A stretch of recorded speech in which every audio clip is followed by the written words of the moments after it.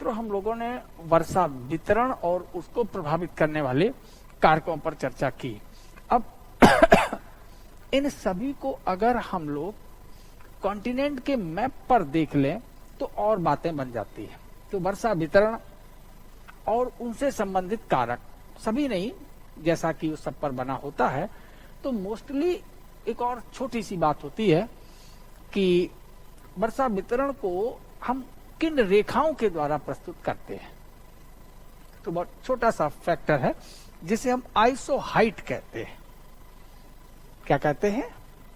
Iso height. आप लोगों ने आइसोथर्म सुना था, जो तापमान वितरण को प्रस्तुत जिसने किया था, आइसो हाइट।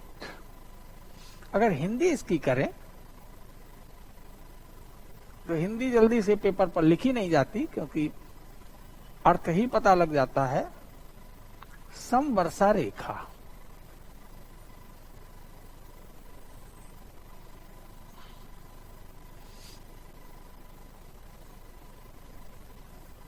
वह रेखा जो समान ताप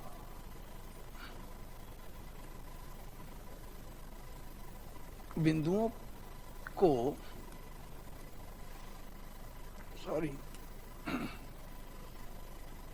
जो समान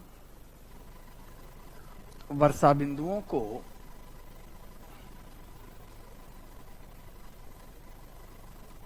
जोड़ती है।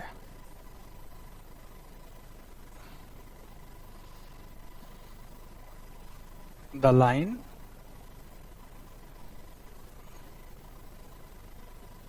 which connects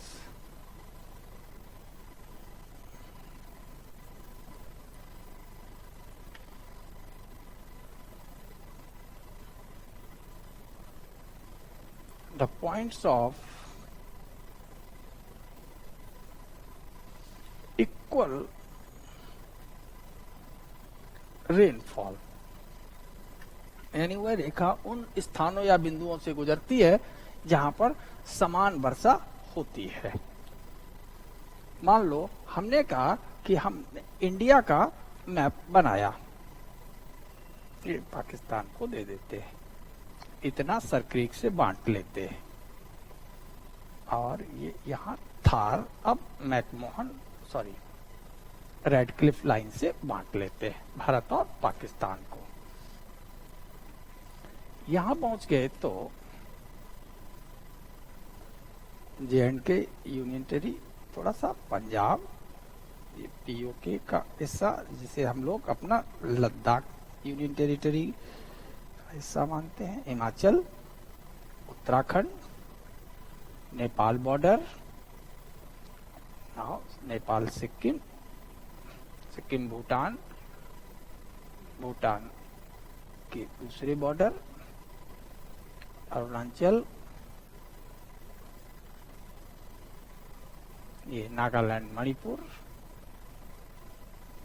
Tripura, Meghalaya border, ये बांग्लादेश। इस तरीके से हम लोगों ने एक मैप बना लिया। अब अगर हम इस पर आइसो हाइट दिखाना चाहें तो देखें जरा,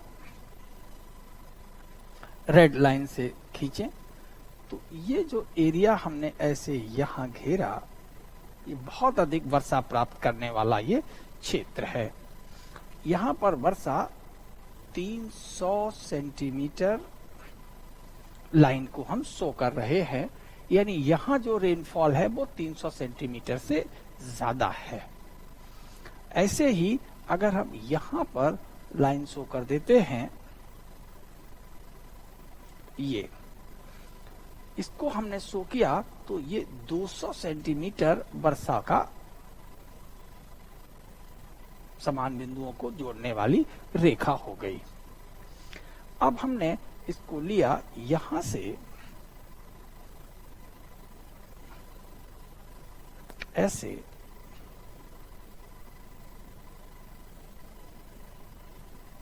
ये हो गई 100 सेंटीमीटर को जोड़ने वाली रेखा। टेढ़ी मेढ़ी क्यों है? ये पर्वत और भू आकृतियों के कारण है। अब हमने यहां से लिया तो ये चलती चली आई, ये 50 सेंटीमीटर को व्यक्त करने वाली रेखा हो गई। और यहां जो हमने लिया वो ये 25 सेंटीमीटर, यानी यहां 25 सेंटीमीटर से भी कम वर्षा होती है। ऐसे ये इलाके हैं, ये भी 25 सेंटीमीटर वाले हैं, उससे कम वर्षा होती है, वो इलाके हो गए। यानी जहां पर 25 सेंटीमीटर से कम वर्षा होती है उसको हम येलो डॉट से भर दें तो हमें स्पष्ट दिखाई देंगे।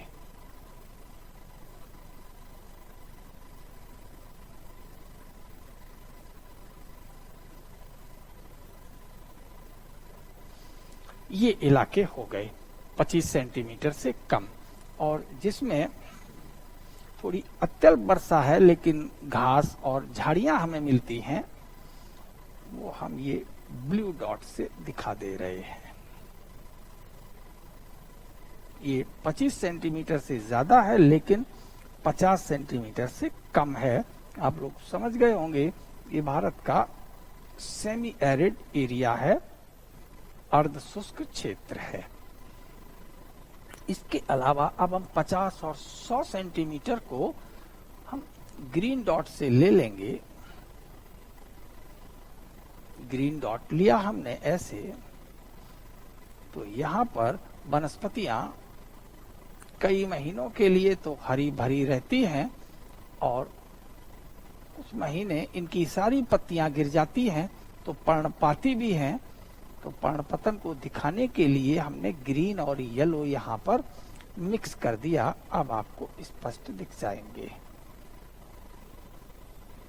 ये ले लिया। और जहां बहुत ज्यादा वर्षा है, 200 या 300 सेंटीमीटर से ज्यादा वर्षा है, तो उन क्षेत्रों को हम डार्क ग्रीन लाइन से भर दे रहे हैं। ये एरिया ऐसे हैं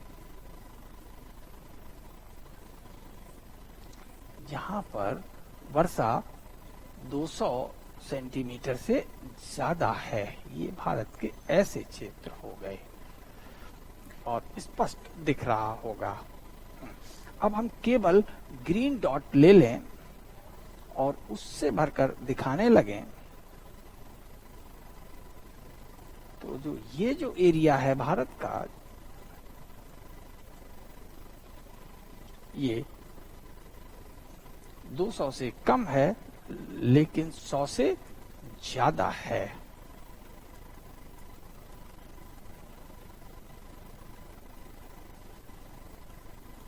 तो भारत में ज्यादातर जो वर्षा रेखाएं हमें दिख रही हैं वो पूरब पश्चिम विस्तार वाली दिख रही हैं।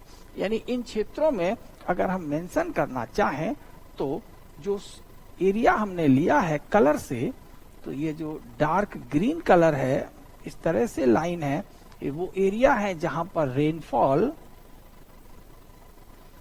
200 सेंटीमीटर से ज्यादा है। अब 200 से 300 से ज्यादा है तो 200 से भी ज्यादा होगी, इसीलिए इसी में ये एरिया आएगा। ये हमारे इधर पश्चिमी तट हो गए।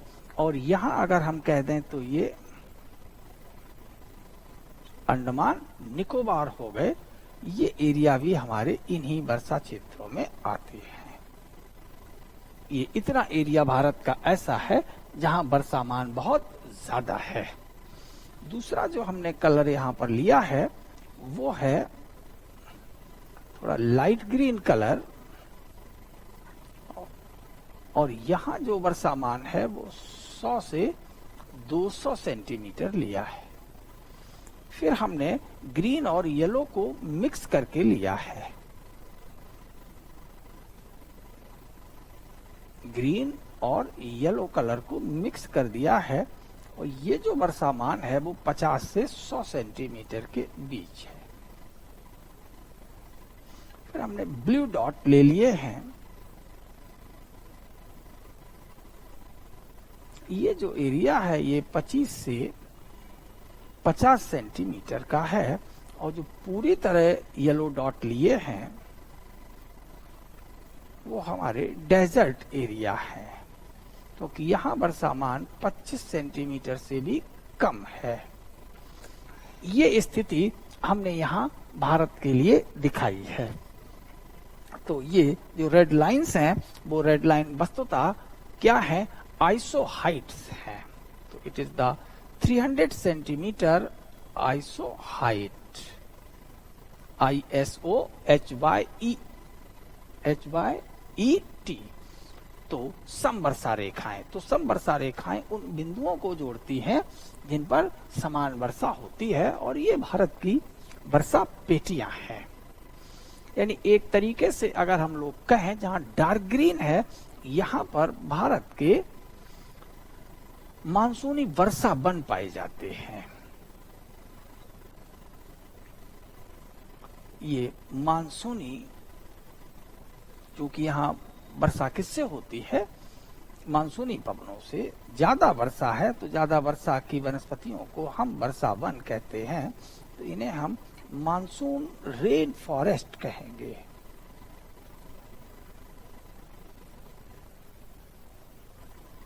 जहां पर ये डार्क ग्रीन कलर है, तो मानसून रेन फॉरेस्ट यहाँ हो गया, और मानसून रेन फॉरेस्ट MRF यहाँ भी हो गया, आपको याद रहेगा। अब ये मानसून वन कहे जाते हैं, अब रेन फॉरेस्ट नहीं, मानसून फॉरेस्ट कहा जाता है। और इनको हम पतझड़ यानी पर्णपाती वन कहते हैं। इनको इंग्लिश में हम डेसिडुअस फॉरेस्ट कहते हैं।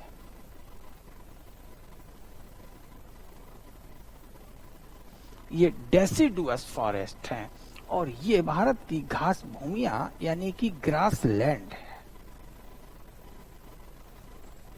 और ये भारत की मरुभूमियां यानी डेजर्ट है। ये सिस्टम हमने आपको बनाया। अगर हम इन्हीं को तापमान रेखाओं से बांट दें, तो ये जो लाइन चली गई, ये 18 डिग्री सेल्सियस वाली टेम्परेचर लाइन है, यानी ये सभी ट्रॉपिकल हो गए हैं। और अगर ये लाइन हम खींच दें, तो ये 10 डिग्री सेल्सियस वाली लाइन है, तो इन 10 और 18 के बीच है, वो सब ट्रॉपिकल है। और यहाँ अगर हम खींच दें, तो ये 0 डिग्री सेल्सियस वाली लाइन है, तो 0 और 10 के बीच का मामला हो गया, और 0 से भी कम के इलाके हो गए। इस तरीके से इस पर हम टेम्परेचर लाइनें भी शो कर सकते हैं। अगर ये कर दिया तो भारत का जलवायु वर्गीकरण हो जाएगा। तो now we are very close to the important concept of climate classification से पढ़ाएंगे। यहाँ सिर्फ अभी मैंने उसको टच करके छोड़ दिया है। तो ये जो स्थितियां बनी, हमें ये समझना था कि आइसो हाइट, वर्षा रेखा। अब मूल रूप से जो हमें ये देखना है कि कॉन्टिनेंट पर जाकर के इन चीजों को समझना या देखना होगा। तो अगर कोई कॉन्टिनेंट है, तो हम लोग अगर कॉन्टिनेंट के हिसाब से स्टडी करना चाहें, तो एटलस खोल लेते हैं और एटलस पर पहुंचते हैं। तो एटलस पर मान लो हम लोग यहाँ पहुंच गए, नॉर्थ अमेरिका कॉन्टिनेंट। और नॉर्थ अमेरिका कॉन्टिनेंट को थोड़ा अगर हम छोटा करें, तो ये ज्यादा स्पष्ट दिख जाएगा। ये रहा नॉर्थ अमेरिका में। अगर हम लोग रिमार्क करना शुरू करें, तो इधर की ओर ये हाई लैटिट्यूड्स हैं, और ये जो लाइन जाती है, तो हम लोग कह सकते हैं क्या है, ये आर्कटिक सर्किल है। यानी इधर ये उत्तरी ध्रुवीय क्षेत्र है, और यहाँ इस कॉन्टिनेंट के अगर दक्षिणी भाग से जाएं, तो ये ट्रॉपिक ऑफ कैंसर है। यानी इसके साउथ में ये यहाँ ट्रॉपिकल इलाके होंगे। अगर हम रफली यहाँ पर ऐसे 40 डिग्री के आसपास इसको खींच दें, तो ये सब ट्रॉपिकल बेल्ट होगी।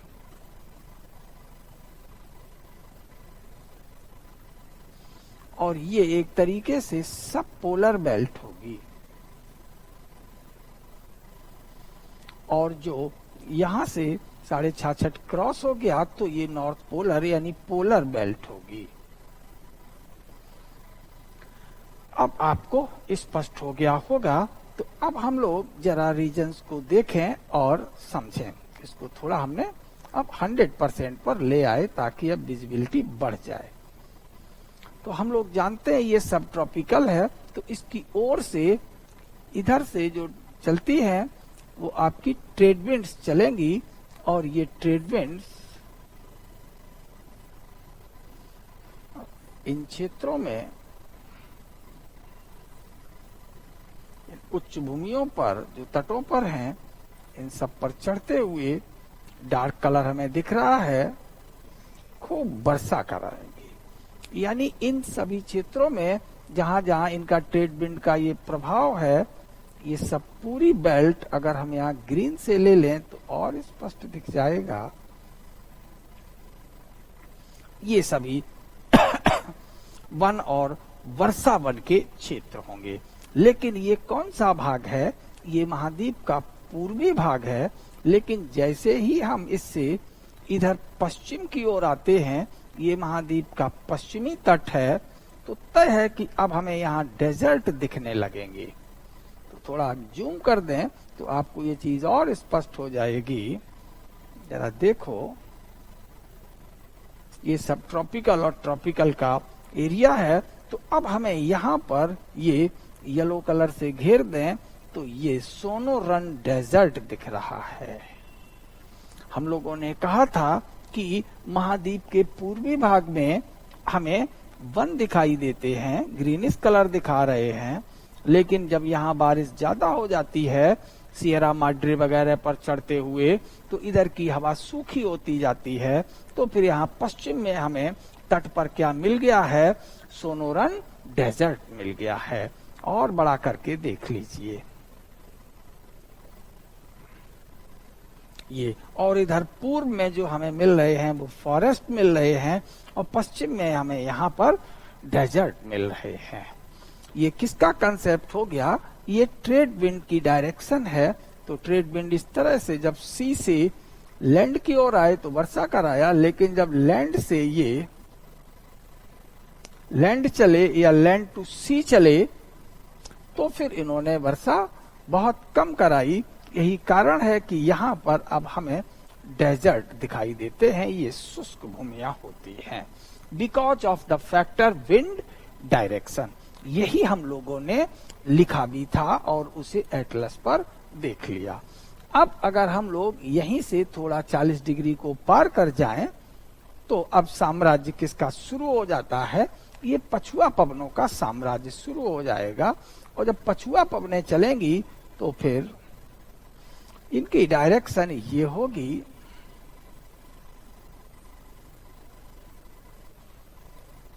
ये चल रही होंगी पछुआ पवनें। तो अब इस तट पर हमें क्या दिखेंगे? स्वाभाविक हो गया कि यहाँ सभी जगह हम ग्रीन कलर पोत सकते हैं, लगा सकते हैं, क्योंकि अब यहाँ हमें फॉरेस्ट मिलेंगे। नमी कहाँ से आ रही होगी? सी से। लेकिन जैसे ही आगे बढ़े तो सारी नमी इनकी रॉकी ने गिरवा ली। ये रॉकी ही तो माउंटेन है। तो ये विंड वार्ड स्लोप का भी इसने काम किया। याद आ रहा है कौन सा स्लोप? Wind ward. तो जब सारी नमी यहाँ गिरवा ली तो जैसे ही इधर बढ़े तो अब ये इलाके सब कैसे होंगे? बहुत ही ड्राई होंगे, तो डेजर्ट होगा। लेकिन रॉकी और इन सब के जो एरिया हैं वो बहुत ठंडे होते चले जा रहे हैं।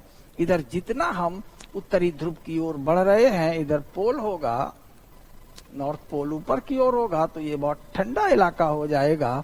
और इसी को हम लोग कोल्ड डेजर्ट ऑफ कनाडा कह देंगे। डेजर्ट क्यों हो गया? सिंपल सी बात है, it is the shadow zone of Rocky. ये रॉकी पर्वत है और इन पर्वतों की छाया के कारण इधर तो बारिश हो रही है, दिख जाएंगे, लेकिन इधर हमें क्या दिखेंगे? ये सूखे इलाके दिखते हैं। इसीलिए और ठंडे भी हैं, तो फिर इन्हें हमने शीत मरुस्थल या कोल्ड डेजर्ट की संज्ञा देती है। क्लियर हो गया? तो हम लोगों ने किस एक कॉन्टिनेंट पर इसको रखकर देखा, तो ये जो रखकर देखा वो नॉर्थ अमेरिका कॉन्टिनेंट था। अब हम लोग इसको हटा करके जरा साउथ अमेरिका कॉन्टिनेंट पर जाते हैं। अब साउथ अमेरिका कॉन्टिनेंट के इस नॉर्दर्न पार्ट में ये इक्वेटर है। आपको पता ही है कि इक्वेटर की ओर लो प्रेशर होता है, तो इधर से ये सभी नॉर्थ ईस्ट ट्रेड विंड आती होंगी, और जब ये नॉर्थ ईस्ट ट्रेड विंड इस पहाड़ियों पर इन सब पर चढ़ रही होंगी, तो स्वाभाविक है कि यहाँ हमें वर्षावन मिलेंगे। अब अगर हम यहाँ आ जाएं इक्वेटर से, तो फिर इधर सागर की ओर से भी ये कौन चल रहे होंगे? South east trade wind. ये साउथ ईस्ट ट्रेड विंड का इलाका होगा। जब सागर से आ रहे हैं तो ये इन सब जगह पर ये वर्षा कराएंगे। तो इसलिए यहाँ पर जो वर्षामान होगा इस महाद्वीप के पूर्वी तट पर काफी ज्यादा होगा। लेकिन फिजिकल मैप पर हमें ये ब्राउन कलर दिख रहे हैं। ब्राउन कलर के साथ साथ लिखा है ब्राजीलियन हाईलैंड्स। थोड़ा और जूम कर दें। ब्राजीलियन हाईलैंड्स, तो ब्राजीलियन हाईलैंड्स ने यहाँ पर खूब नमी गिरवा ली। अब नमी कम पड़ गई। हाईलैंड्स हैं, पठार हैं, उतने ऊंचे नहीं हैं, लेकिन फिर भी इन्होंने कमी ला दी। कमी लाने से अब यहाँ घास भूमि हो जाएगी, ग्रास लैंड होगी। अगर ये ग्रास लैंड है तो ये ब्राजीलिया है, देख रहे हैं, ये उच्च भूमियां हैं। तो यहाँ ग्रास लैंड का नाम लिखा है कैंपोस सेराडोस कटिंगा।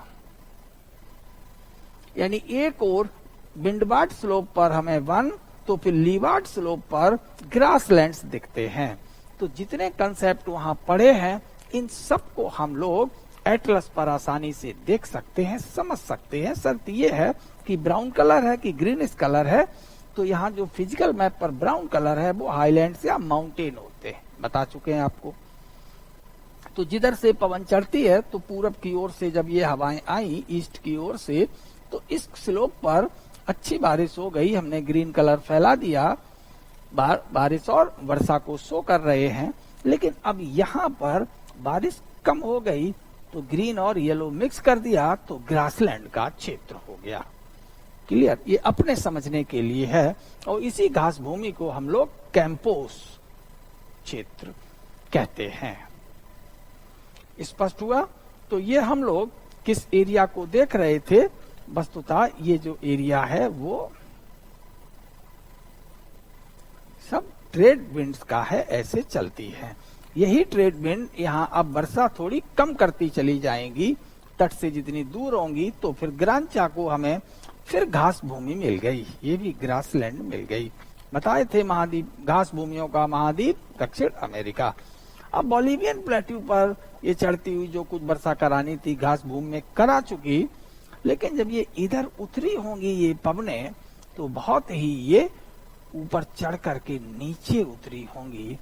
और जब ये ट्रेड विंड्स ऐसे नीचे उतरी होंगी, तो फिर वृष्टि छाया क्षेत्र होगा। ये मकर रेखा है, और मकर रेखा के कारण यहाँ गर्मी भी होगी। और जो कुछ बारिश थी यहाँ तट पर हो गई, कुछ बची यहाँ घास भूमियां बन गई। अब यहाँ बारिश नगण्य होगी। यही है अटाकामा डेजर्ट। हमने आपको मैप पर भी पढ़ाया था। अटाकामा ऐसा डेजर्ट है जहाँ वर्षामान सबसे कम है। Most dry desert of the world, this is Atacama. तो अटाकामा ड्राई तो होता, लेकिन ये शैडो जोन भी बन गया एंडीज का। यही तो एंडीज पर्वतमाला है। तो अब और शुष्कता बढ़ गई। So it is the most dry desert. ये दुनिया का सबसे सूखा मरुस्थल है। अब आप लोग क्लियरली समझ गए होंगे कि भू आकृतियों का भी वर्षा वितरण पर एक महत्वपूर्ण प्रभाव होता है पर्वतों और पठारों का। किसी भी हम कॉन्टिनेंट को लेकर इस पर समझ सकते हैं। चलिए अब हम लोग अफ्रीका को रख लेते हैं। तो ये इक्वेटर है,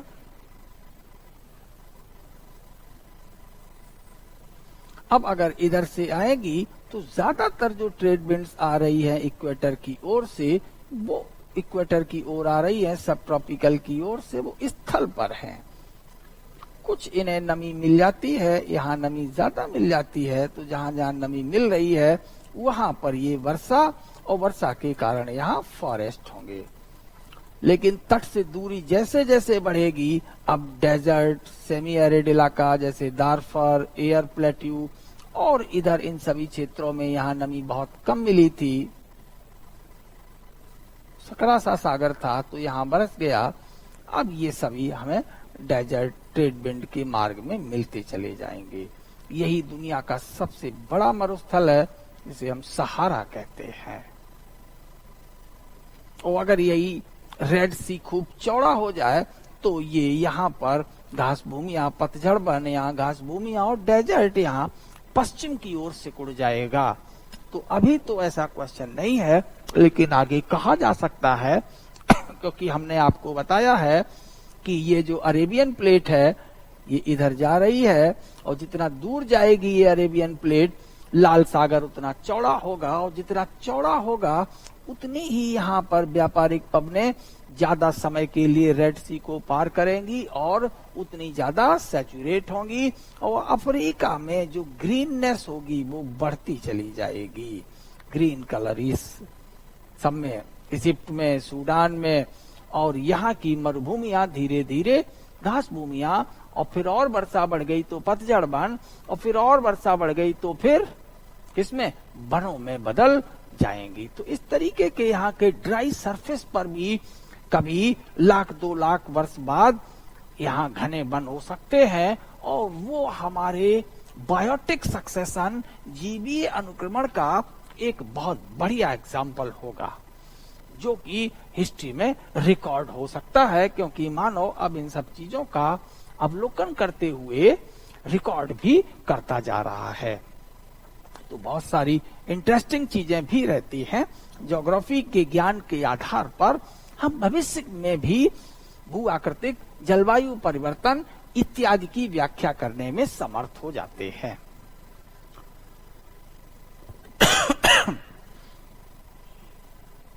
तो अब ये अगर हम अफ्रीका के दक्षिणी भाग में आ जाएं तो ये भी 40 से ज्यादा नहीं जाता। तो सभी जगह यहाँ अफ्रीका पर ट्रेड विंड का डोमेन है, और जहां जहां ट्रेड विंड होंगे तो अफ्रीका के इस पूर्वी भाग में हमें क्या, फॉरेस्ट दिखाई देंगे। घास भूमियों पर इस पर चढ़ते हुए वर्षा होगी तो कुछ पतझड़ दिखेंगे, नहीं तो अब ये अफ्रीका के इस पूरे इस भूभाग में अब आप कहेंगे क्या मिलेगी हमें, सवाना। और सवाना क्या होती है, घास भूमि। ठीक इसी तरीके से जब यहाँ आ जाएंगे तो यहाँ पर्वत थोड़े ज्यादा ऊंचे हैं, तो इधर ज्यादा ग्रीन कलर हो जाएगा, ज्यादा वर्षा हो जाएगी, तो यहाँ वेल्ड घास भूमियां हो जाएंगी। लेकिन इधर ये घास भूमियों के बाद मरुस्थल मिलते हैं, कालाहारी डेजर्ट और नामिब। तो ये पश्चिम की ओर हमें गर्म मरुस्थल मिल रहे हैं, ये सभी वार्म डेजर्ट मिल रहे हैं, और पूर्व की ओर हमें फॉरेस्ट मिल रहे हैं।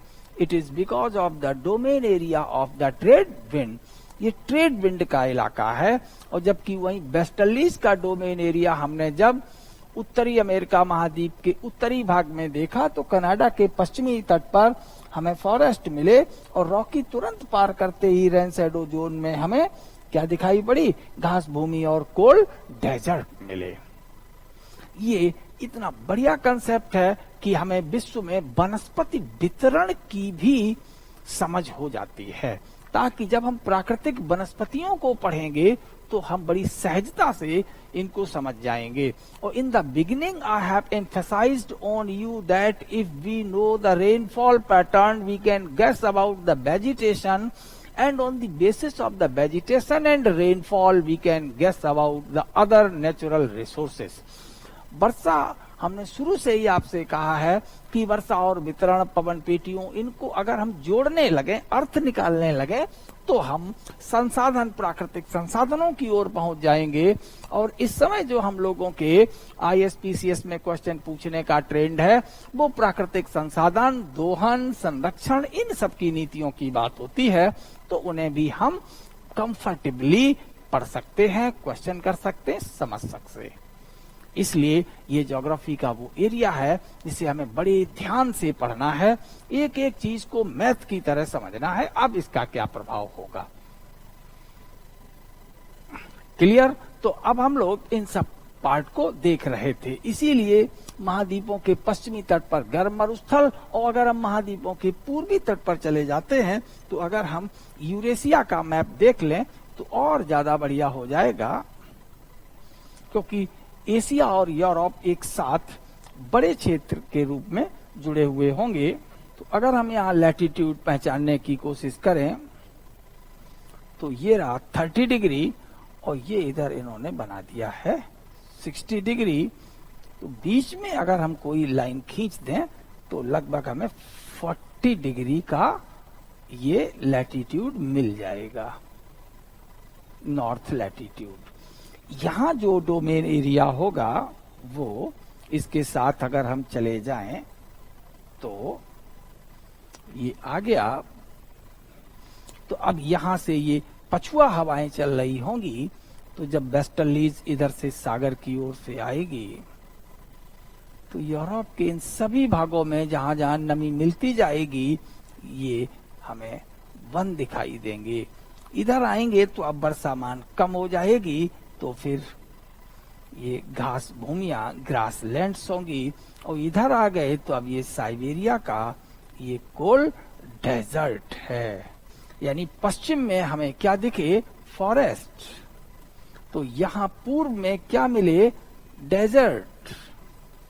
तो वेस्टर्लीज का जहां जहां पर असर होता है वहां पश्चिम में वन और पूर्व में फॉरेस्ट मिलते हैं। ये वेस्टर्लीज का प्रभाव क्षेत्र है, ये उनका डोमेन एरिया है।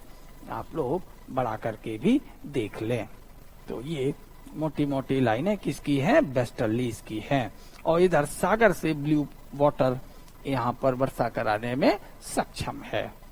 Any doubt? तो हम लोगों के मेंस के दोनों यहाँ पर क्वेश्चन हो सकते हैं 10-10 नंबर वाले। क्या कारण है कि कोल्ड डेजर्ट महाद्वीपों के पूर्वी तट, क्योंकि ये एशिया का पूर्वी तट है, और अगर एशिया और यूरोप जुड़े हुए हैं तो पश्चिम में जाएं तो यूरोप का ये पश्चिमी तट है। तो यूरोप के पश्चिमी तट पर हमें फॉरेस्ट मिलते हैं, या यूरेशिया के पश्चिमी तट पर हमें फॉरेस्ट मिलते हैं, और यूरेशिया के पूर्वी तट पर हमें कोल्ड डेजर्ट यानी साइबेरिया वहां तक फैला हुआ है। तो अब हम लोगों ने इस चैप्टर को भली भांति डिस्कस किया है। अब इन सब को अगर हम ले जाएं तो ऑस्ट्रेलिया पर और रख के देखें तो हमें और बात समझ में आ जाएगी। ऑस्ट्रेलिया अपेक्षाकृत छोटा कॉन्टिनेंट है, और थोड़ा छोटा कर दें तो और स्पष्ट हो जाएगा। ये ऑस्ट्रेलिया के उत्तर में ये यहाँ पर इक्वेटर जा रहा है, ये इक्वेटर। और अगर हम ऑस्ट्रेलिया के दक्षिण में जाएं तो ये कितना डिग्री दिखाया गया है, 35, और ये यहां से जाएंगे तो 40 डिग्री साउथ लैटिट्यूड। यानी ऑस्ट्रेलिया में अगर हम डोमेन एरिया देखें तो ये domain area south east trade wind का है, यही चल रही है साउथ ईस्ट ट्रेड विंड। और जितनी इधर पैसिफिक ओशन से आएगी तो इधर नमी ज्यादा होगी। ये पर्वत बैठा है ग्रेट डिवाइडिंग रेंज, तो ये लीवार्ड स्लोप होगा, इसीलिए यहाँ पर अब बारिश अच्छी होगी। लेकिन इधर उतरते ही यहाँ घास ग्रासलैंड मिलेगी, तो ये सब यहाँ डेजर्ट मिलेंगे। तो major part of the Australia is under what? The trade winds.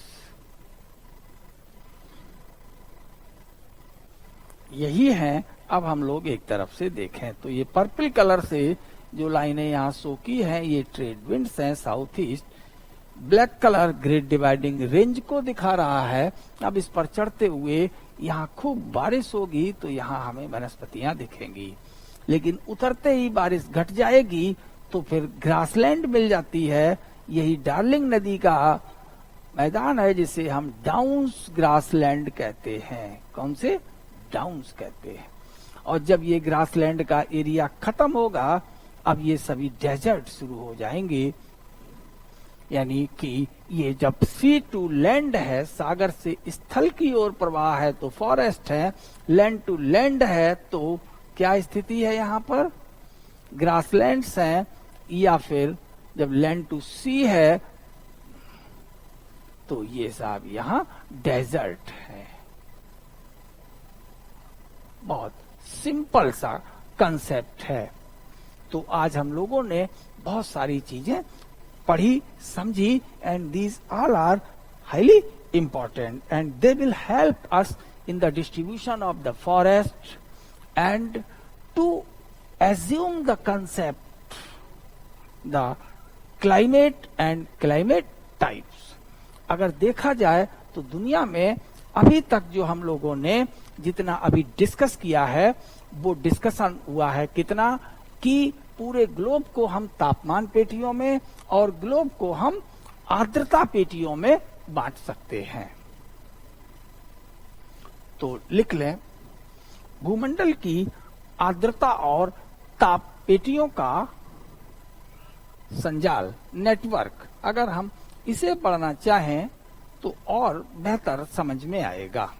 भूमंडलीय ताप पेटियों और आर्द्रता पेटियों का संजाल। ताप पेटियों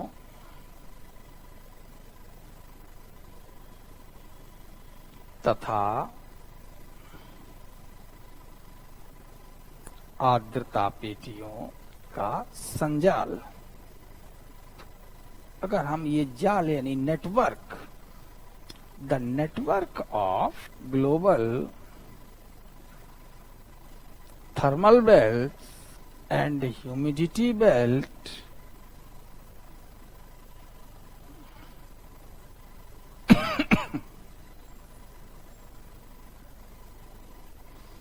अब ये समझना है, ये बना लिया ग्लोब को, और ग्लोब पर अब हम लोग लैंड दिखाते हैं तो जमीन उत्तरी ध्रुव तक तो जाती है, लेकिन यहां फिर 40 के बाद नहीं जाती। ऐसे दिखा ले। फिर थोड़ी सी जमीन हमें एंटार्कटिका कॉन्टिनेंट के रूप में यहां मिलती है। ये सभी कॉन्टिनेंट को इन्हीं भागों में हमें कॉन्टिनेंट मिलते हैं, इन अक्षांशों पर। तो ये एक काल्पनिक डायग्राम है और इससे अब हम इसको बांट दें इक्वेटर से। थोड़ा कलर चेंज कर दें। ओ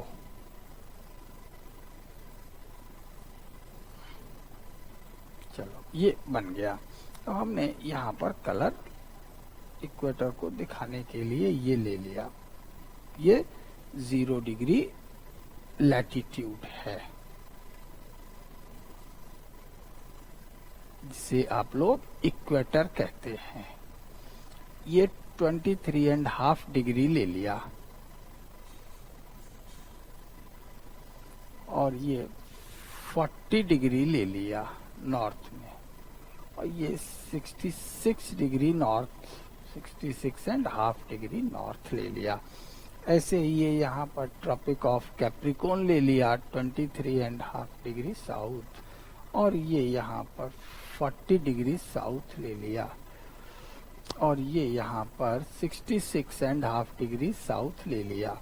तो ये साउथ पोलर रीजन हो गया और ये नॉर्थ पोलर रीजन हो गया। ये है। अब अगर हम इस पर ये अक्षांश पेटियों के आधार पर अब हम तापमान पेटियों को दिखाते हैं, तो अब हम जरा रेड लाइन ले लें। तो अब हमने रेड लाइन को यूज करेंगे। तो ये इस तरीके से टेम्परेचर बेल्ट चलती है। ये 18 डिग्री सेल्सियस तापमान रेखा है, यानी ये सीधी बिल्कुल इक्वेटर पर नहीं है। उसका कारण आप लोग जानते हैं। ये 18 डिग्री सेल्सियस टेम्परेचर लाइन है, जो महाद्वीप के पूर्वी तट पर काफी 23.5 डिग्री से भी ऊपर के अक्षांशों तक जाती है, लेकिन महाद्वीप के पश्चिमी तट पर ये 23.5 से कम है। इट मीन्स इस रेड लाइन को किसी ने इक्वेटर की ओर दबा दिया है। ये है सागर की ठंडी धारा। ये आपको कंसेप्ट समझाया था। और यहाँ पर सागर की ये है गर्म धारा, जिसने इस लाइन को और अधिक इधर से आई ऐसे मुड़ती हैं तट के किनारे। ये गर्म धाराएं पूर्वी तट पर और ये पश्चिमी तट की धाराएं हैं। तो पश्चिमी तट की धाराओं ने इस समताप रेखा को इधर ला दिया। अब इसी तरीके से यहाँ अगर हम जाएं तो अगर गर्म पानी होगा तब तो ये लाइन सीधी लगभग रहेगी 40 के आसपास। तो यूरोप के तट पर अगर जाते हैं तो गर्म या उत्तरी गोलार्ध में तो ये टेम्परेचर लाइन हमें ऐसे दिखती है, लेकिन जैसे ही जमीन आई तो फिर ये नीचे आ जाती है ऐसे। तो ये हो गया 10 डिग्री सेल्सियस की लाइन और ये हो गई 0 डिग्री सेल्सियस की लाइन। अब अगर हम लोग बेल्ट बताना चाहें तो अब जो यहाँ जो बेल्ट बनी 18 से ज्यादा तापमान होगा, क्योंकि हम लोग जानते हैं कि तापमान पोल से इक्वेटर की ओर बढ़ता है। इक्वेटर पर तापमान 0 डिग्री सेल्सियस से कम है। तो यहाँ 0 से ज्यादा है लेकिन 10 से कम है। यही तो सब पोलर बेल्ट है। और लेस देन 0 वाला पोलर है। तो ये सब ट्रॉपिकल है। तो ये ट्रॉपिकल है। दक्षिणी गोलार्ध में ये ट्रॉपिकल है और ये सब ट्रॉपिकल हैं और ये सब पोलर होंगे। तो जो सब पोलर होता है दक्षिणी गोलार्ध में, वहां जमीन नगण्य है। 1-2 कोई आइलैंड हैं, नहीं तो ये सागर है। यानी अब सागरों को स्पष्ट करने के लिए हम यहाँ ब्लू ब्लू डॉट से पानी भर दें।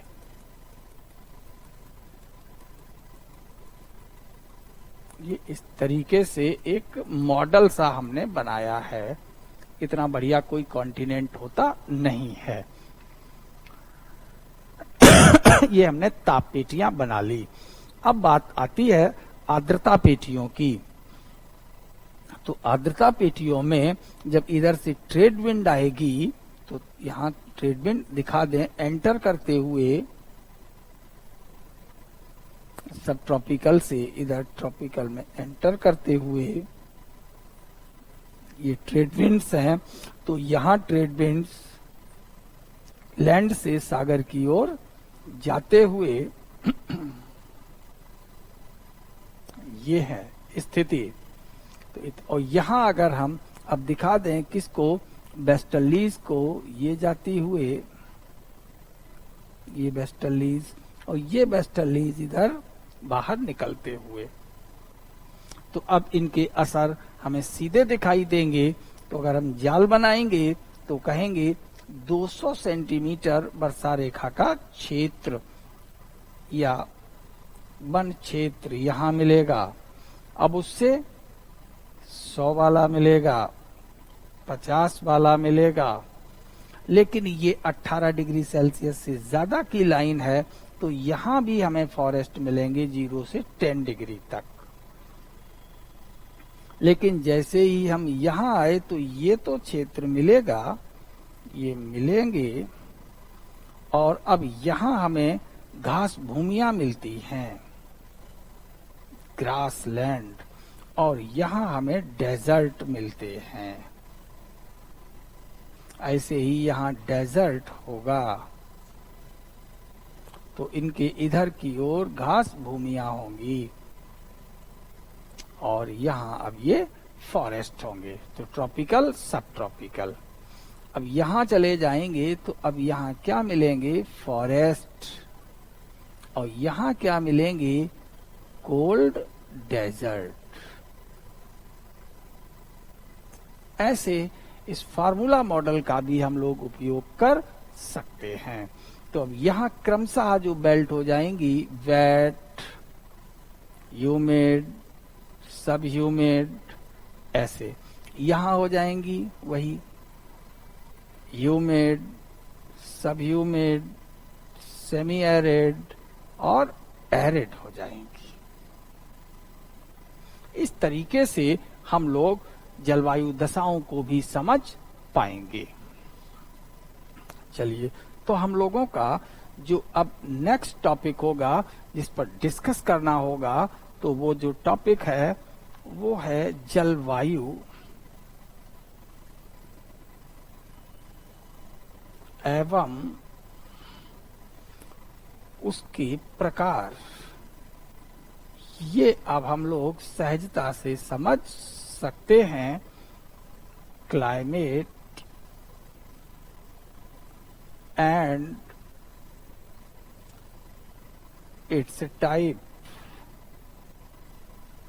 ये तो नेक्स्ट लेक्चर पर हम लोग इसी चीज पर बात करेंगे। इसमें कुछ नहीं है, बहुत सिंपल है। ग्लोब को ताप पेटियों में बांटेंगे ऐसे, और फिर इसको वर्षा पेटियों में काट देंगे। मान लो ये ताप पेटी इक्वेटर से 18 डिग्री सेल्सियस के बीच है, तो ये जो क्षेत्र बना वो tropical rain forest, tropical deciduous forest climate, tropical grassland जिसे सवाना कहते हैं, ऐसे बांटते चले जाएंगे। सब ट्रॉपिकल रेन फॉरेस्ट यानी चाइना प्रकार की जलवायु, फिर डेसिडुअस फॉरेस्ट, फिर ग्रासलैंड सब ट्रॉपिकल का मतलब स्टेपी प्रकार की जलवायु। ये ऐसे पढ़ना होगा, बहुत आसान हो जाएगा। तो जहां ज्यादा वर्षा वहां मजबूत तने वाले वृक्ष मिलेंगे। वर्षा कम हो गई, तना ग्रोथ कम हो गई, तो झाड़ी और घास हो जाएगी, और कम हो गई तो कैक्टस और नागफनी जैसी वनस्पतियां हो जाएंगी। So for today it is over, and wait for the next important topic, climate and its type. Next class would be on climate and its type.